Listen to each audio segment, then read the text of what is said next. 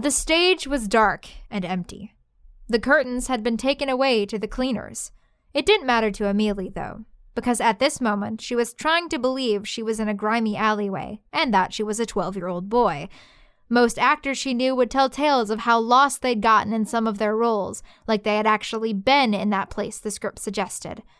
Emilie had only ever managed a sort of half state of mind between her character and herself. Maybe that was why Malcolm, the director of the players, had never given her a speaking role before now. This time, however, she'd finally gotten a part, a real one, not just a member of the crowd or chorus, even if it wasn't a dramatic ingenue like she'd imagined. But even if she had to do it as a young boy, she would make this her big break. The whole of Kilcara would be talking about her performance, the show stealer of To Hell. She swore on the soil itself. And Dodger was a fine character. His death at the hands of the killer was the most shocking moment of the play, after all. If only she could get these lines right. "Ah, this looks like a good place to rest me weary bones tonight. That inspector was balmy. These streets aren't safe. Don't you know that I'm the king of these here streets?" She snapped back to herself suddenly, remembering where she was. By the soil. Had she done it? Yes, maybe, if only for a moment. She had almost felt the night chill on her face, the heat of the bin fire. It had been so brief, but perhaps she could do it again. "What was that?" She straightened from her crouch position, trying to remember how to center her weight on her shoulders like a man would. "Ah, 'twas nothing but the wind. It truly does whistle through these alleys, although it might be best to have something to defend myself." She pantomimed picking a stick off the ground. "You want to try something, you piss drinker? Stop skulking in the shadows and let me kill you like a man." And this was where the killer would say, "Would you like to try?" Emilie leapt a foot in the air. That had been real. It had to have been. She'd heard a voice. She'd felt a deathly chill right next to her ear. There's no way that could have been her imagination. She scrambled off the stage and dashed down the aisle to the door, desperately trying to catch her breath. When she turned around, however, there was no one on the stage. Emilie blinked several times, then frowned. Maybe she was just getting tired. It was nearly the middle of the night. She shook her head, pushing the door open and feeling the cool night air just outside the walls of the theater.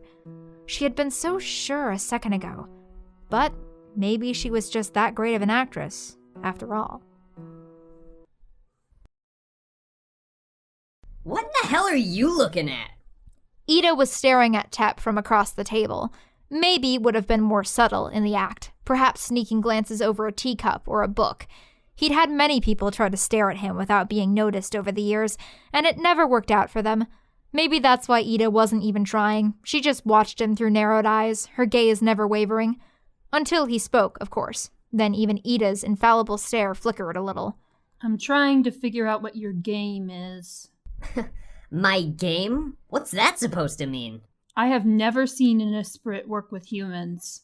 Not even ones that hate the Fae. So clearly you're here because you want something. Why bring this up now, of all times?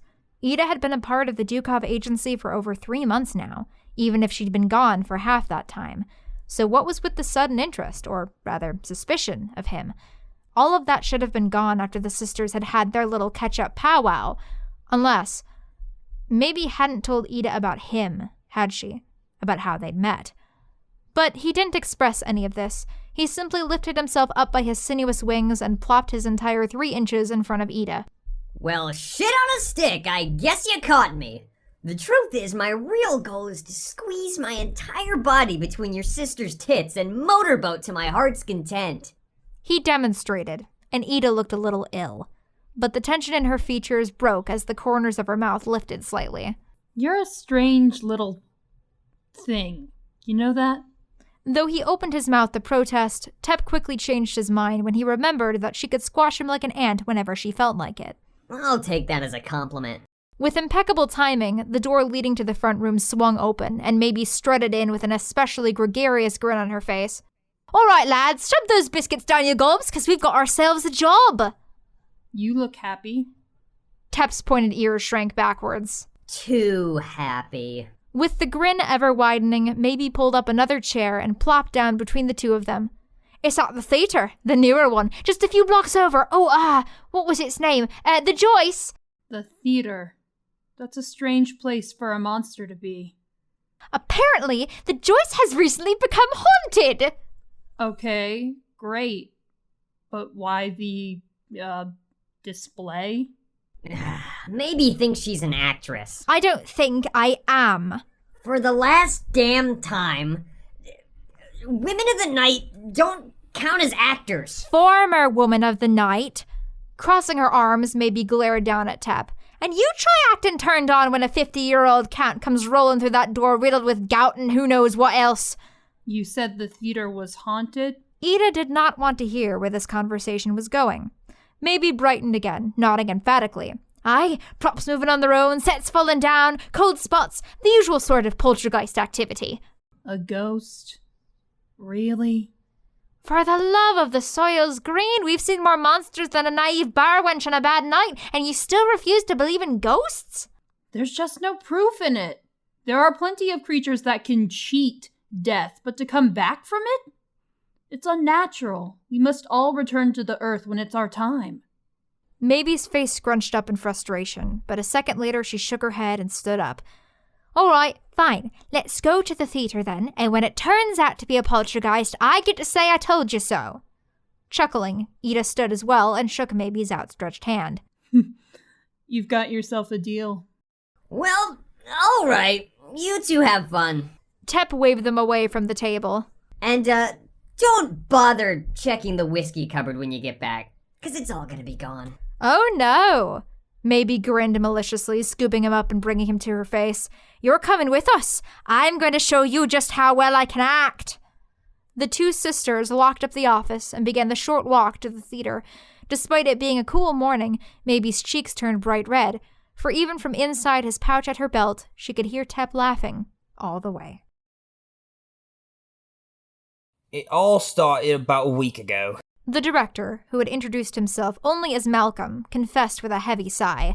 They were talking in hushed tones at the back of the theater, while the actors were busy rehearsing on the tall, somewhat creaky wooden stage. This is only our fourth production since the theatre was built. How can we be haunted? Maibe took a breath to no doubt go into exhaustive detail about that very topic when Ida interrupted her. We haven't determined that it's a ghost yet, sir. Well, I don't know what else it could be. So what exactly has it been doing? He looked around, keeping a special eye on the actors up on the stage. May I ask what all the secrecy is about, sir? You've been swiveling like a bloody owl since we got here. Actors, ironically enough, can be terrible drama queens. You let some of them know something's gone wrong, and the headline of tomorrow's paper will be Local Theatre Facing Closure Due to Ghost Activity. Anyway, about the activity, as specific as you can, if you please. Right, of course. At first, it was just small things. Some cold spots, props getting moved around, some people hearing voices when they're alone. But about 2 days ago, the happenings started to become more violent. Our leading man got locked in the dressing room, to which I and the owner have the only keys. And several of the actors have gotten very threatening messages, all found in various places around the theatre. Messages. And before you ask, none of them seem connected to each other, and no one recognized the handwriting. We're just trying to cover our bases. In these kinds of hauntings, we need to make sure we're meticulous, otherwise certain skeptics won't believe us. She shot Ida a look when the director's head was turned. Clearly, however, he hadn't been listening. Ah, Emilie. He waved at the girl who had just opened the heavy theater doors. Will you come here for a moment? The girl jumped a little at the mention of her name, but scurried over nonetheless. Yes, sir? She was young, probably not yet 20, with thick brown hair and watery eyes. The director put his arm around her shoulder protectively. Emilie here was the first person to experience the activity. These are the hunters I've hired to help. Oh.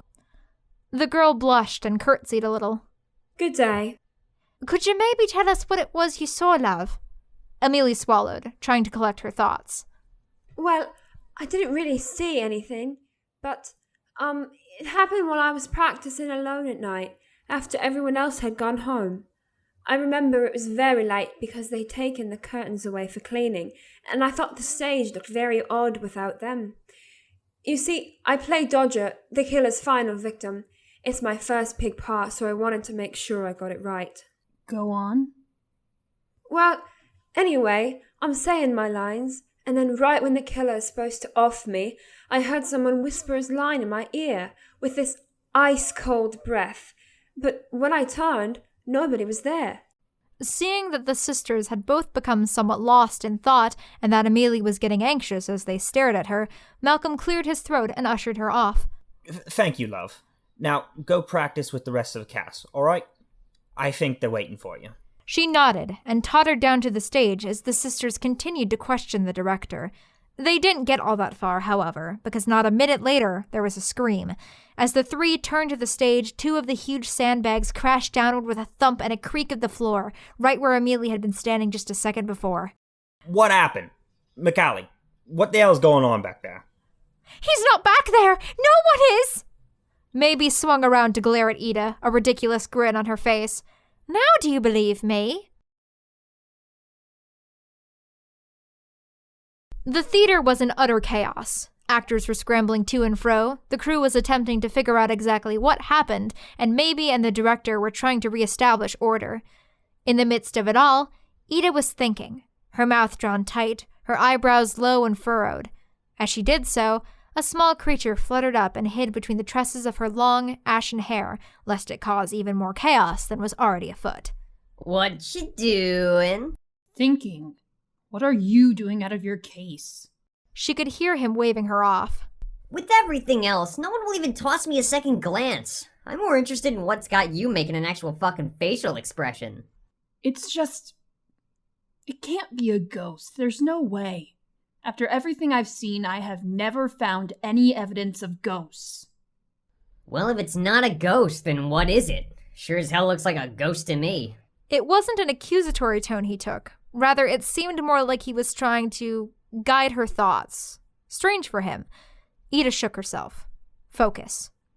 I feel like I'm close. There was something bugging me earlier, but I can't quite put my finger on it. Yup, the rope was cut clean through. One of the crew members drew her attention upwards. Something about the stage and that actress. Something she said. Gee, I got distracted. I was kind of thinking about that bottle of whiskey in the cupboard back home. It's already half empty. Ida stopped breathing for a second. Empty. The curtains! She said the curtains had been missing. But that means... I think I've got it figured out. Really? Do tell. Not yet. I've got to be sure. Ida steeled herself for the prospect of human communication and strode determinedly across the theater. As she approached the young actress, currently being ignored amongst the general anarchy, Ida felt Tep's weight lift off her shoulder. She would do this alone.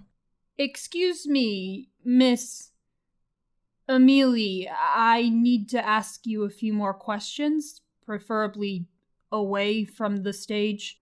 The slight child took in the entire 6 feet 3 inches of Ida and blinked for a moment.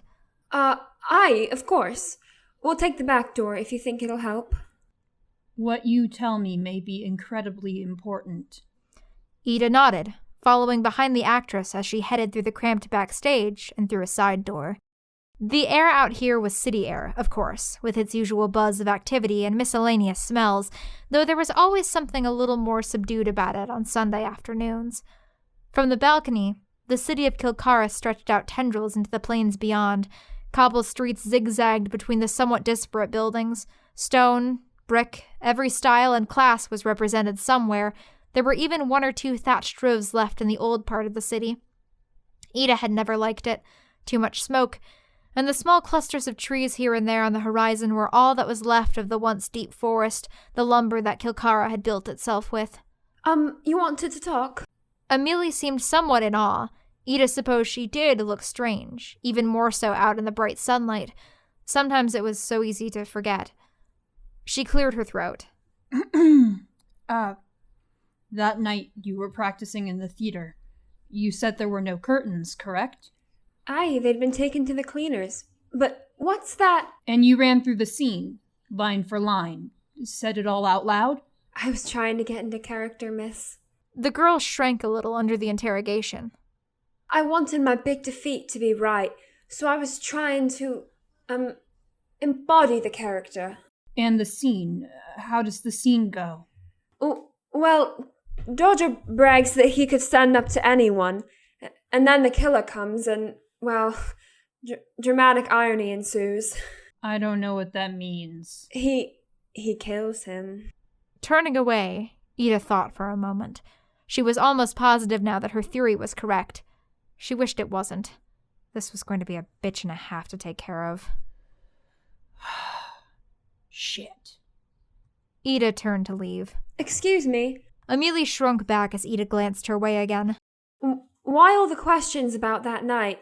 You don't think I'm responsible for all this, do ya? Actually, I do. Though she had been about to leave it at that, the look of horror and confusion which leapt onto the child's face was almost pitiful, so, with a shake of her head, Ida patted Emilie on the shoulder, a little awkwardly, and leaned back on the balcony's railing. Sorry, let me clarify. I don't think you're a perpetrator by any means, but make no mistake, you are the reason for this poltergeist. I'm sorry, but you've lost me entirely. Okay, by the soil, I'm not good at talking. What do you know about magic? Emilie racked her brain for a moment. Not much. I've heard that it used to exist a long, long time ago. There used to be powerful magicians in floating cities. But then the catastrophe happened and it just disappeared. It's very complicated, but what you need to know is that the catastrophe was caused, as far as we're aware, by a misuse of magic. And in the process, magic broke. No one can simply use it anymore, but it still exists. It's more wild, more chaotic. Every time we think we figured out how it works, it does something that doesn't fit. But the one thing we do know is that it acts strongly towards words. Words? Magic?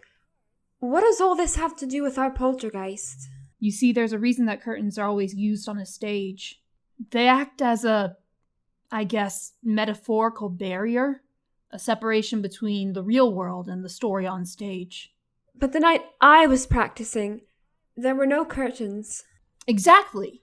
So when you, acted, you believed in the scene so strongly that the magic tried its best to fulfill the action. It took the part of the killer to act opposite you.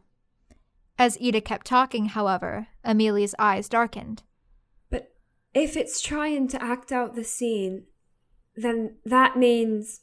that it's been trying to kill Dodger or you. Yes. So it...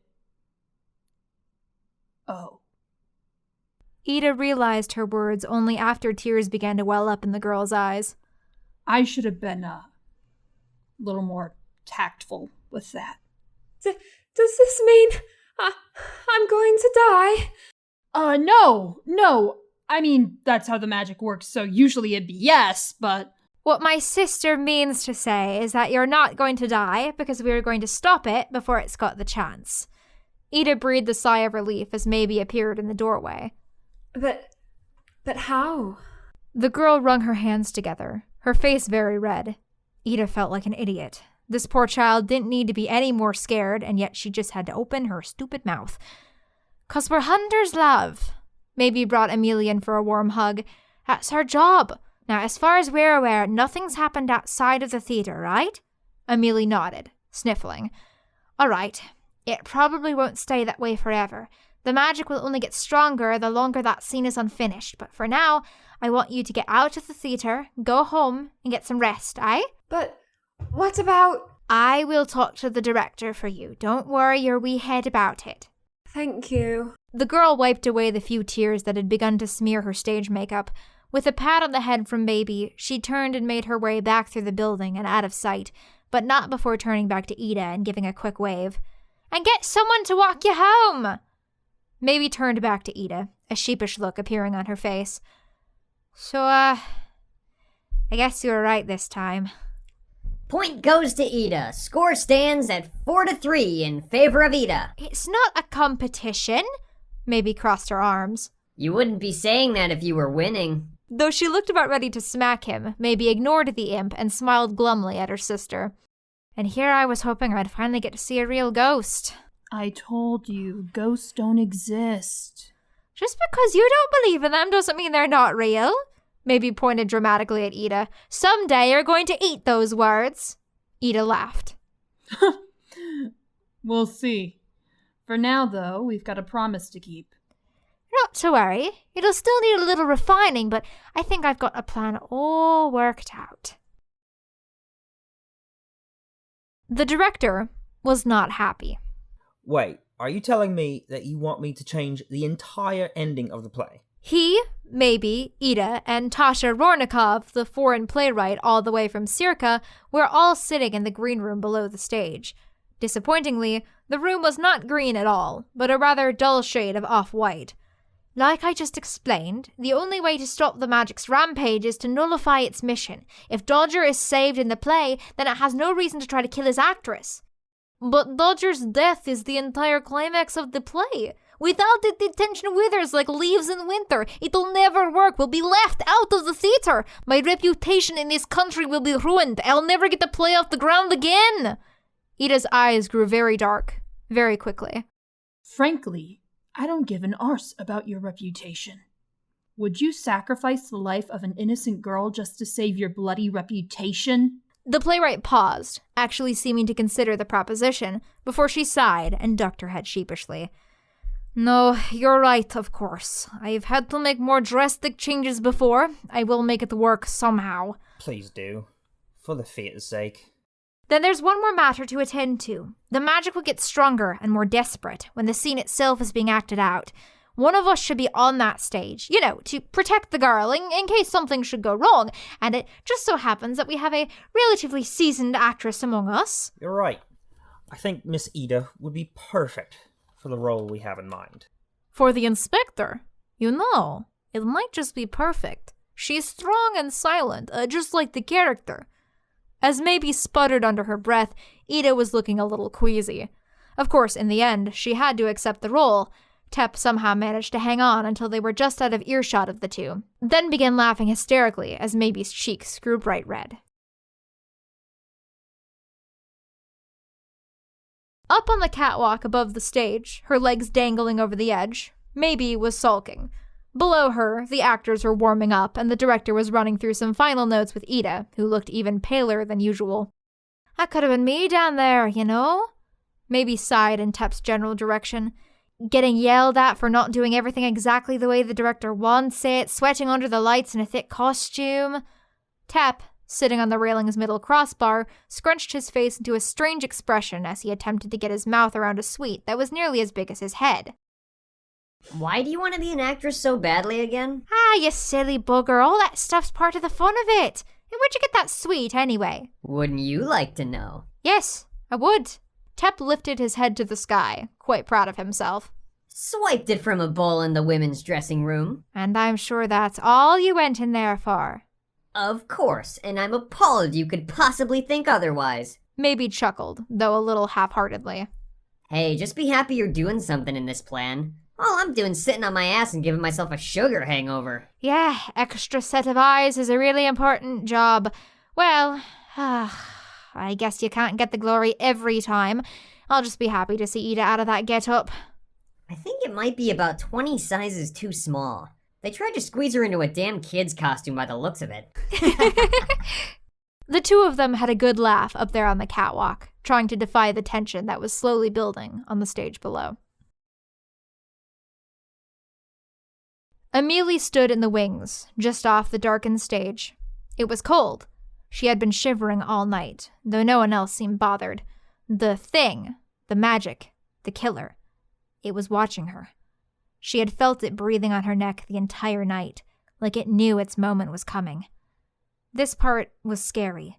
Not just because it could go horribly wrong, not just because she might not be alive to make the long climb up to her small room above the Tanners tonight, but also because they had never actually rehearsed the new ending to the scene, and that almost scared her more.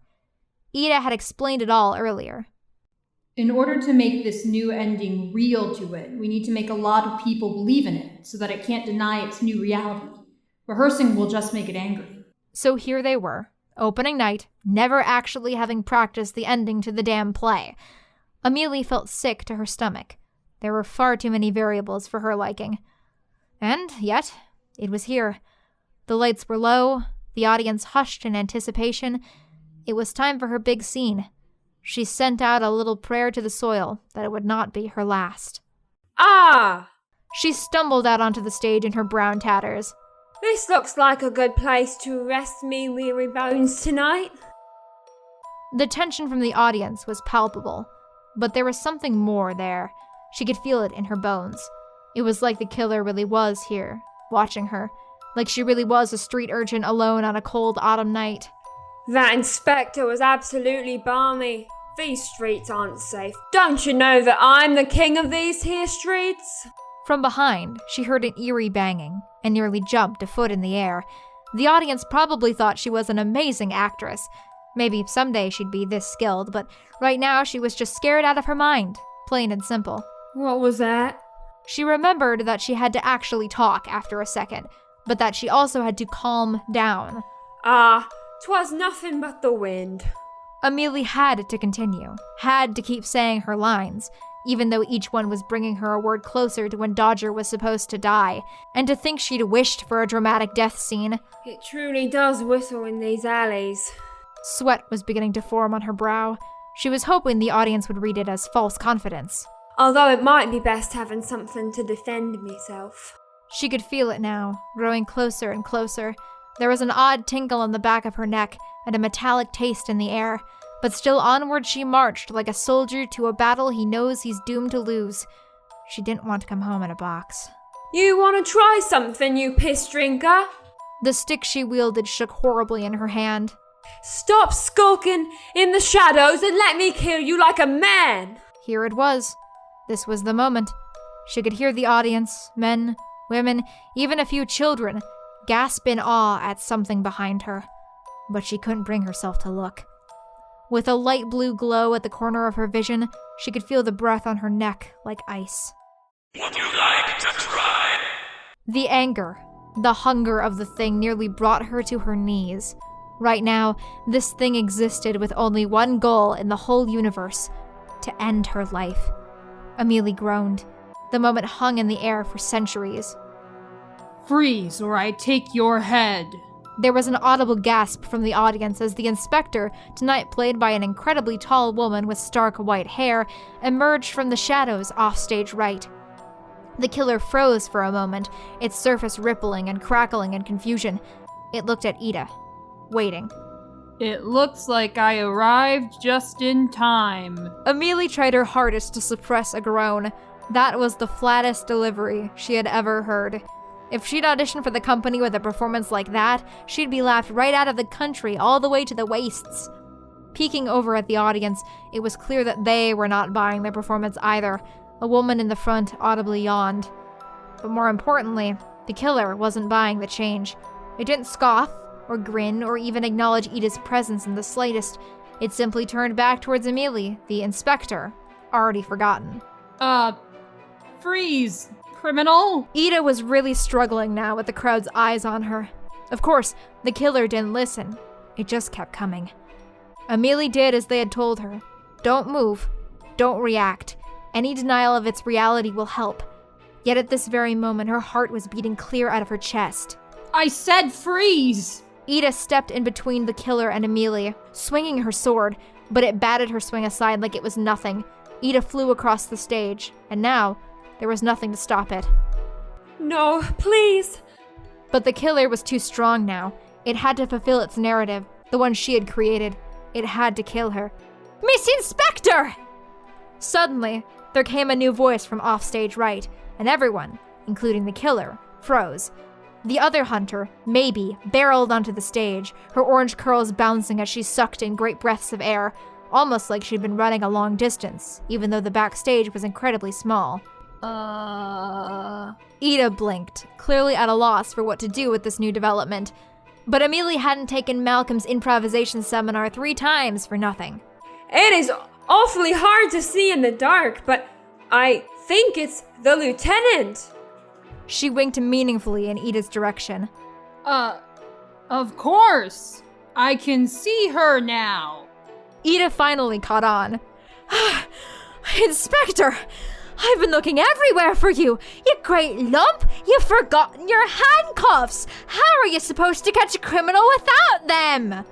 As she pulled out a prop pair of handcuffs, Maibe held them out for the audience to see, and for the first time, the killer seemed to be paying attention to what was happening on stage.